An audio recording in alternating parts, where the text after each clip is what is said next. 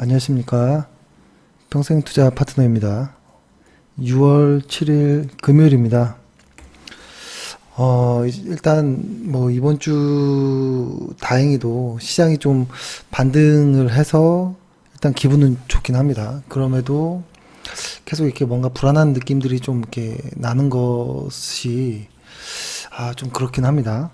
오늘 일단 시황 하나랑 어, 저 개인적으로 이제 주식 투자를 하면서 저 나름대로 혼자 어떤 수행이라고 하는 것을 저 나름대로 이름을 붙인 게 있거든요. 뭐 이렇게 무건 수행이라고 저 나름대로 이게 뭔지에 대해서 어떻게 하는지에 대해서 좀 설명도 하고 시황 이야기도 하겠습니다.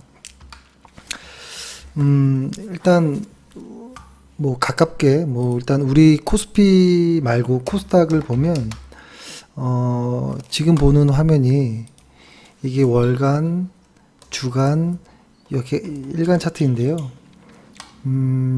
우리 코스닥을 보면 좀 오늘 강했습니다. 확실히 좀 강한 모습이 확실히 나왔고, 그러면 이것이 과연 추세를 돌릴 정도의 어떤 시장의 추세를 돌릴 정도의 강함이냐? 오늘로써 시장이 코스닥 이 반등으로 인해서 즉 그날이 나온 것이냐라고 본다면 조금 편하지 않은 그런 것들은 있어요. 왜냐면 거래 대금은 좀 부족한 부분도 있고 코스닥 말고 코스피를 저는 좀 더 중요하게 보는데요. 코스피가 아직은 조금 그러한 정도의 시장의 추세를 돌렸다라고 볼 정도의 확신 매수자들이 아직은 나왔다라고 보진 않거든요. 그리고 또 하나는 지금 뭐 사실 이런 내용이죠. 여태까지 미국과 중국의 어떤 협상에 대한 내용들 때문에 시장이 막 흘렀었잖아요. 근데 최근에 그러한 것들로 인해서 경기가 나빠질 수 있으니 금리 인하 관련한 내용이 나오니 또 주가가 또 올라주는 모습이 보이거든요. 근데 그럼에도 이 금리 인하로 인해서 일단 지수들은 반등을 하긴 했어요. 근데 지금 중국이라든지 중국의 어떤 위안화라든지는 조금 위태한 모습이 확실히 좀 나오긴 하는데요. 저는 요번엔 이쪽을 좀 따라갈 것 같은 일단 느낌이 나긴 하는데요. 그래서 다음 주 월요일 날 중국 증시라든지 위안화 혹은 환율의 어떤 방향성이 좀 중요할 거라고 보는데요. 그건 일단 다음 주 월요일 돼봐야 알 수 있는 거겠죠. 일단은 요런 내용이었는데 요 미국과 중국의 어떤 협상은 좀 먼 내용이고 그냥 이게 좀 더 가까운 이야기고 금리 인하는 좀 먼 이야기 같은 생각이 들어요. 여태까지는 보면. 그래서 일단은 금리 인하 관련한 내용들이 이것이 진짜로 시장에서 어떤 일부 기대감 혹은 하락을 잠깐 반등시키기 정도의 어떠한 좀 작은 촉매제 정도만 한 것처럼 보입니다. 거래량이 일단은 부족하기 때문에 확신 매수자들의 매매가 들어오지 않았거든요. 그래서 이 금리 인하로서 시장이 이렇게 반등할 때, 그러니까 글로벌 증시에서 그날이 다 나와서 추세를 반전시키기 이전까지는 지금처럼 금리 인하로 인해서 시장이 올라설 때 오히려 좀 물량을 좀 줄여야 되는 것 아닌가라는 생각을 하고요. 시장에서 미국과 중국의 어떤 무역 협상에 대해서 G20에서 어떤 기대감이 있다라는 내용이 좀 많이 나오긴 하잖아요. 6월 들어서. 근데 여러 가지 어떤 미국과 중국의 협상에 관련된 이야기들 중에 그래도 제가 가장 공감하는 부분은 뭐냐면 골드만삭스의 어떤 내용과 좀 비슷하긴 한데 일단 골드만삭스의 의견은 뭐냐면 앞으로 이제 오는 G20 정상회담에서 미국과 중국의 무역 합의를 기대하지 않는다라고 이야기를 하고요. 또 7월부터 추가 3천억 달러 규모의 중국산 수입품의 10%의 관세가 부과될 확률이 좀 높아졌다 이런 이야기를 하고, 또 멕시코의 경우는 5% 관세가 부과될 확률은 그보다 더 높다 이런 이야기를 합니다. 그래서 무역전쟁 전망이 좀 부정적으로 돌아섰다라고 이야기를 하고요.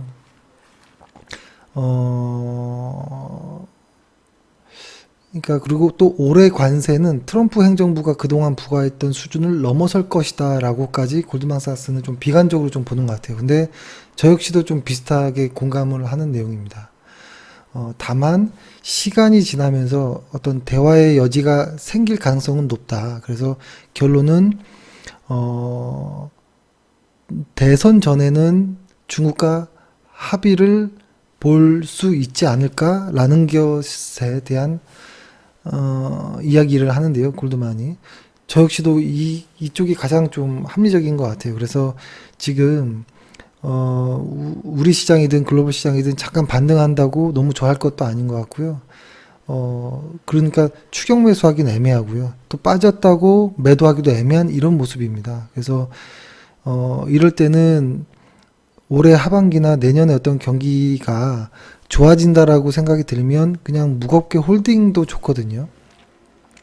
근데 지금 경기 전망 같은 경우에도 보면 세계은행 같은 경우에는 조금 부정적으로 보는 면도 있고, 최근에 나오는 거 보면 IMF 같은 경우에는 올해 그 미국 경제 성장률 전망치를 좀 상향 조정했거든요. 0.3. 근데 아직은 이게 너무 먼 이야기라 여러 이야기들이 나와서 아직은 좀 명확하진 않은 것 같아요. 그래서 일단 본 결론이 뭐냐라고 볼 때, 일단은 미중 무역 분쟁은 한동안 끝나지 않을 것이다라는 것이고, 경기에 대한 어떤 바닥이 확인되기 이전까지는 추세가 만들어지지 않을 가능성이 높고, 그러면 시장은 박스권일 가능성이 높겠죠. 근데 그럴 때마다 어떤 금리 인하라든지 이러한 어떤 누구나 다 아는 호재들로 시장이 좀 교란되는 느낌이 납니다. 특히 파생 시장을 보면 애매하게 가는 것을 보면 지금 현재는 시장의 방향성은 없어요. 그래서 오히려 뉴스를 따라서 매매를 하는 것은 상당히 위험하다라는 생각이 들어요. 그래서 지금 금리 인하에 대한 어떤 뉴스들을 믿고 그냥 추격 매수, 돌파 매수보다는 떨어지면 매수하고 조금이라도 오르면 빠져나오는 이런 것이 오히려 좀 안전해 보인다라는 생각은 합니다. 그리고 우리 시장 역시도 코스닥의 반등이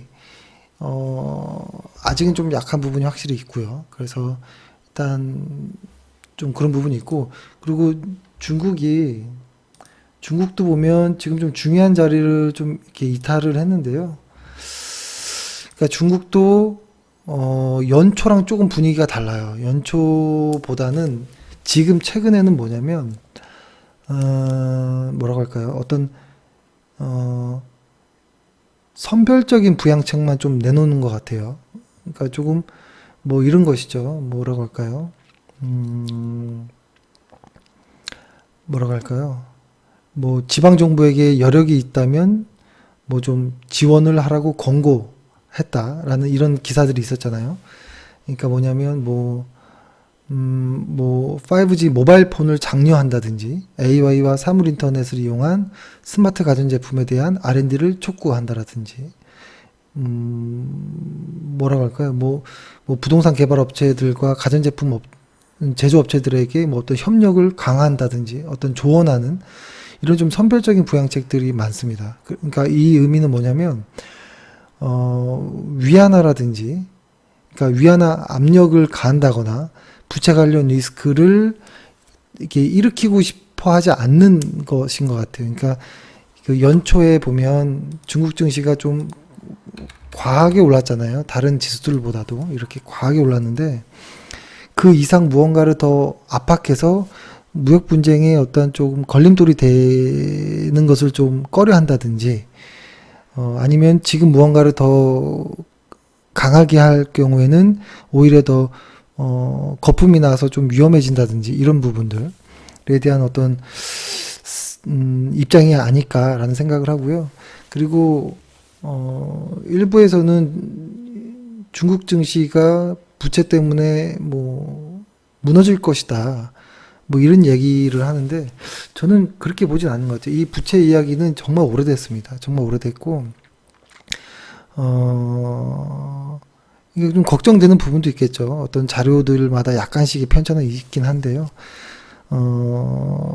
이제 과거의 서브프라임 이후에 중국은 달라졌거든요.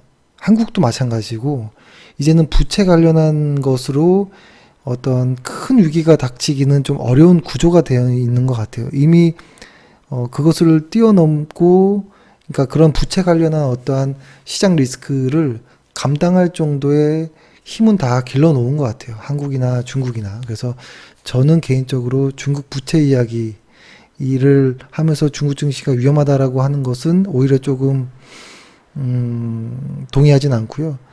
그러니까 사람들이 부채만 볼 것이 아니고요. 성장률을 같이 봐야 되잖아요. 성장률. 그러니까 성장률이 그래도 계속 좀 높게 유지된다면 일정 부분의 부채 사이클은 일반적인 것이다라는 일단 생각은 합니다. 그래서 질문이 있어서 말씀드리는 겁니다. 그 중국의 부채가 이렇다는데 뭐 이제 중국 거 매도해야 되느냐, 펀드 매도해야 되느냐 이런 말씀 하시는데요. 중국 증시는 길게 보면 가야죠. 예. 펀드로 단기 매매하는 것은 처음부터 아예 잘못된 내용이잖아요. 그래서 일단 이렇게 말씀드렸고, 그래서 아직 그 미국 시장에 흔히 말하는 그 삼봉 기술적 분석자들이 얘기하는 헤드앤숄더가 완성되었다라고는 보지 않아요. 하지만 지금의 이렇게 반등이 S&P 500을 한번 봐볼까요? 이 S&P 500의 이 반등이 그렇다고 또 마음 편한 게 진짜 반등이다라고도 또 보이지도 않거든요. 그렇기 때문에 지금은 좀 위태위태한 상황인 것 같아요. 그래서 지금 어떠한 그러니까 확실한 무언가를 시장에서의 어떠한 방향성을 이 지금은 나오지 않았다라는 것입니다. 그러니까 가끔은 이렇습니다. 그러니까 워렌 버핏 같은 경우에는 보면 시장을 신경 쓰지 않는다라고 합니다.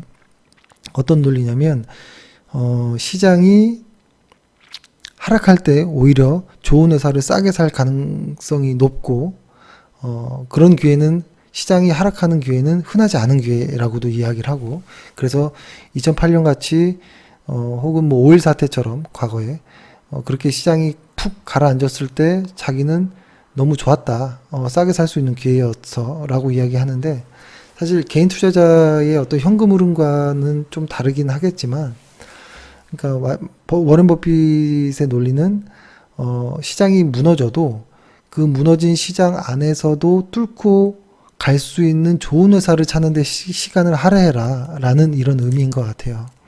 근데 지금 보면 너무 시장에 매몰되어 있어서 그 시간을 종목들을 보는데 좀 할애하는 것이 아니라 너무 시장에 할애하는 것 아닌가라는 이런 좀 반성도 좀 들긴 하거든요. 하지만 그 정도까지 어떤 경지에 오른 사람들의 이야기라면 꼭 참고할 필요는 있다라고 봅니다. 일단 그렇고 그래서 다음 주는 좀 중요한 것 같아요. 특히 13일에 선물옵션 동시 어떤 만기일이 있는데요. 워렌 버핏한테 뭐 이런 동시 만기를 어떻게 할 거냐라고 물어보면 아마 전혀 관심도 없다라고 이야기할 거예요.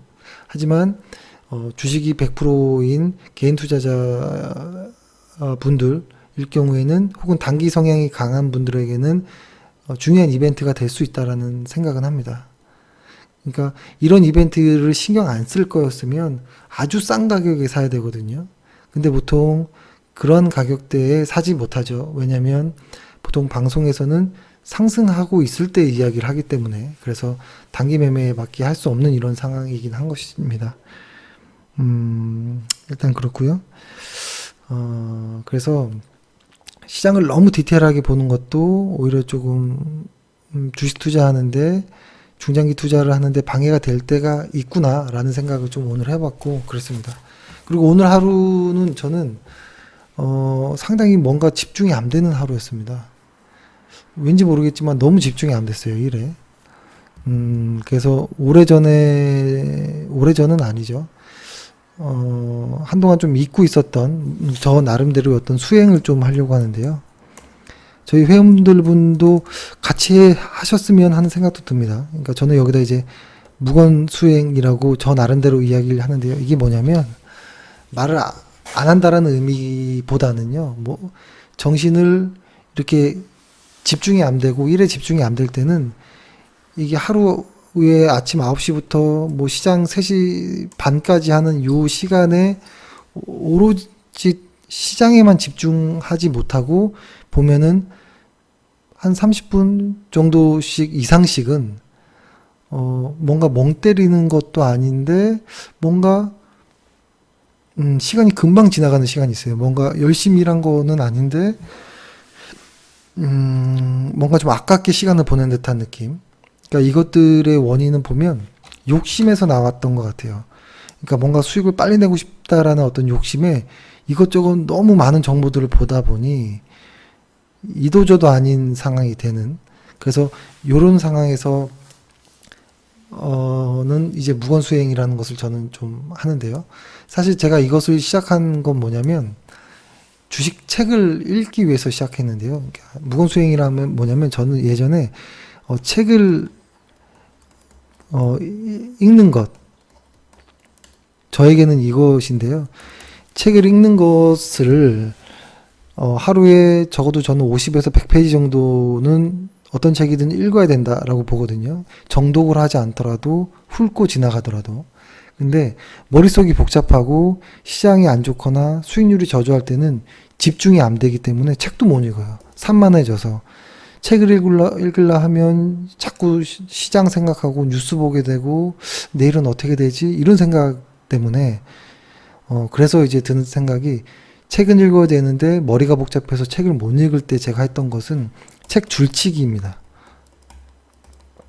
그냥 샤프나 연필로 그냥 줄치는 거예요. 그 책이 이렇게 있잖아요. 이렇게 책 글들이 있으면 책 글이 이렇게 책 글들이 이렇게 있잖아요. 그러면 이게 그냥 눈으로 따라 읽으면 눈으로 따라 읽다 보면 또 시장 생각을 하고 또 눈으로 따라 읽다 보면 또 HTS를 또 보기도 하고 이러다 보니까 책도 못 읽고 그렇다고 시장도 제대로 못 보는, 그러니까 효율적이지도 않고 엉망인 하루가 되는 것 같아서 오늘 문득 그랬거든요. 그래서 원래 책 읽기를 위해서 줄치기를 하는 건데 이 줄치기도 안 될 때가 있어요. 이 줄도 치다가 딴 생각을 한다거나 지금 시장이 어떻게 됐지? 내 종목이 어떻게 됐지? 지수가 빠지고 있나? 선물이 어떻게 되고 있나? 자꾸 이렇게 보게 되거든요.